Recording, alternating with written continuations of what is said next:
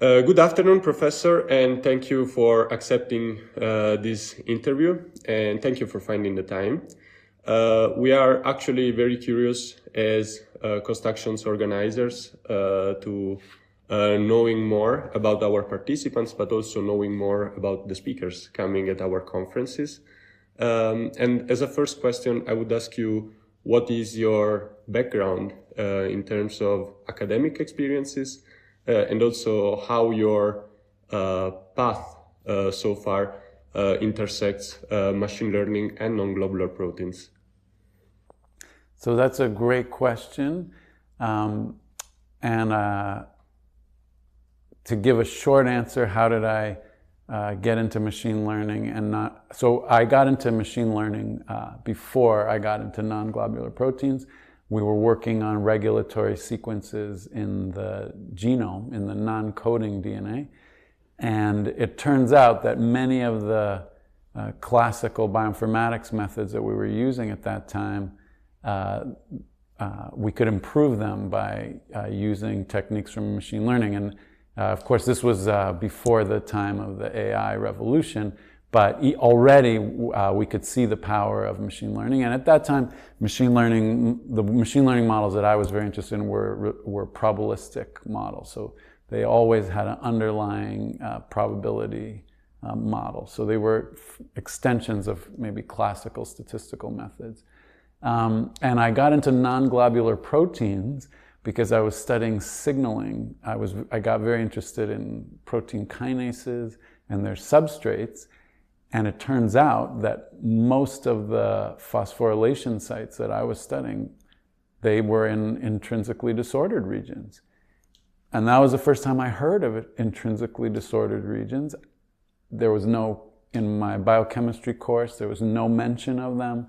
There was none of my colleagues, I didn't know anybody who studied them, but at that time, it was during my postdoc that I first found out that there are these really interesting proteins, and many of the properties of the intrinsically disordered proteins reminded me of the patterns that we saw in the genome, especially that the structure was not stable or well understood. And so I saw a lot of analogies between the genome sequence and the intrinsically disordered proteins. So that's how I got into non-globular proteins. Mm-hmm. You were saying something about the historical perspective, and it's nice to hear how the algorithmic world is developing, and it was present also before AI was even called AI. But as you said, much of your work focuses also on modeling sequences evolution and regulatory pathways. So do you think these tools can be used in the context of IDPs? Absolutely. So that's one of the main focuses of the research in my group in the last 10 years or so. How can we use evolution to help us understand intrinsically disordered proteins? And more generally now we're thinking about non-globular proteins like coiled coils and other kinds of non-globular proteins. So we've made great progress in the last, maybe 8 years or something on how can we use evolution. But maybe before I'll say something about why do we want to use evolution. And so that, again, a long story, but why do I always think about using evolution to understand molecules in biology? And that's because I always want to be a computational biologist. I wanted to figure things out in the computer. I didn't want to do experiments. So how could we do anything in science without experiments? Well, turns out evolution has done experiments. Millions and millions of experiments.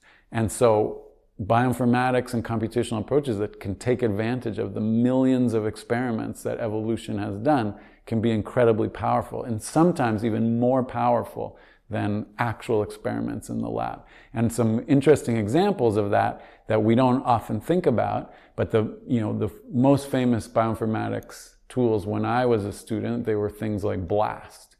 And in the end, inside BLAST, why is it so successful? Because evolution is inside. It's actually an evolutionary principle that makes BLAST work. And same, in part, is also why AlphaFold works. So the big breakthrough in protein world now is AlphaFold, and evolution is actually an incredibly important signal that AlphaFold is using in order to predict structures for globular proteins. So I'm absolutely convinced that we can use evolution to help us understand non-globular proteins. I'm not saying it's easy, but I believe that there is a lot of valuable information there. And so that's a major effort in my group, is how do we get the information from millions of experiments that evolution did and use them to help us understand proteins. Mm-hmm. You were saying before, you were talking before about the statistical methods and probabilistic methods. Mm-hmm. And I think at the time, the interpretability of what was done, also at the time of BLAST, for example, the interpretability was higher, or at least the comprehension of what was happening, it was higher. And nowadays, the speed at which machine learning is evolving, it keeps scientists, or at least biologists, a bit scared in terms of comprehension of what is happening now. So what is your vision on the transparency of this machine learning algorithm, but also on the interpretability of them? So I think that's a very important and interesting question, and it's something that we've been thinking a lot about. I talk every day with my group about these questions now. It's a major question that we should all be thinking about. So I can tell you, I can't tell you the answer, but I can tell you where my thinking is now. So it's definitely true that the AI tools that we use are not interpretable. And there's a reason that as scientists, I've come to think that we should worry about that. And so if you're a doctor in the hospital, it doesn't really matter to you all that much how your medicine works, as long as your patient lives a better life when they walk away. And same is true in the IT industry. It doesn't really matter for Instagram how they recognize your friends in your photos. They want to recognize your friends, and they don't care how it works. But at least my view as scientists, it's part of our job to explain the world. And so our job is to make things that easier to understand. So we can use tools from the industry and from the AI to help us. But in the end, our job is to make things understandable and make things as simple as we can. So I think we can, I think we have to make things that we can understand. We can use tools that we maybe don't understand, but it's our job to figure things out. And again, that's why I want to be a scientist. I want to figure out how the world is. So I'm not going to be satisfied just because I can predict something. Again, not to say that's not important, but at least from my perspective as a scientist, I want to understand how things work. And then in terms of practically, what do I think has happened? Why is it that we suddenly, as scientists, we have all these models that we don't understand? Well, what happened, in my view, is that, as I said, the IT industry, it doesn't matter to them how it works. Their chatbot on their website, it needs to answer your questions about the products of that company. They don't need to know what's inside the chatbot. And then what happened is, as computational biologists, we took the tools from the IT industry and we applied them almost directly to our problems, and they could do a lot in terms of prediction, and a lot of breakthroughs have been made, and it's fantastic. But I think, and that's still happening, more and more is still happening. But I think as as these technologies mature, and putting on my academic thinking, we have many years now. AI is not going to disappear. We're going to have many years to think about AI, And we're going to have time now to develop our own versions of these things that we do understand how they work inside. And I think that's going to be very helpful. And it's not going to happen tomorrow. It's not going to happen next year, but it's going to happen over the years. We're going to improve our ability to design models that we can understand and use the tools that have been developed by the AI from the industry, but to make things that we can understand and use. Mm-hmm. I think you anticipate my next question, which was about risks and opportunities. So I think the timeline, it's so long at this point for academics that the risks are going to be mitigated. But on the other side, there are risks and opportunities that are, let's say, more on the shorter timelines, also in terms of interpretability of the results that we get out of these algorithms. Okay, so risks of using the algorithms that, it's hard to understand why they make the predictions they do. So here's my perspective on this. These tools that have been developed, we use the word machine learning or artificial intelligence. But what we don't often think about is that these models really have learned something. And we don't know what they've learned. And they're making predictions for us that we think might be useful. But it's also our job as scientists to actually ask the question, what have these models learned? And I think as biologists, we're in very good position to answer these questions because we're used to dealing with something we don't understand, which is the cell or, whatever it is biologists are studying. Usually it's something very complicated that we don't understand. So I think we're well positioned to use these tools. We just have to remember that unlike an algorithm from, 20 years ago or 30 years ago where, we understood how the algorithm worked and we could just use it that way.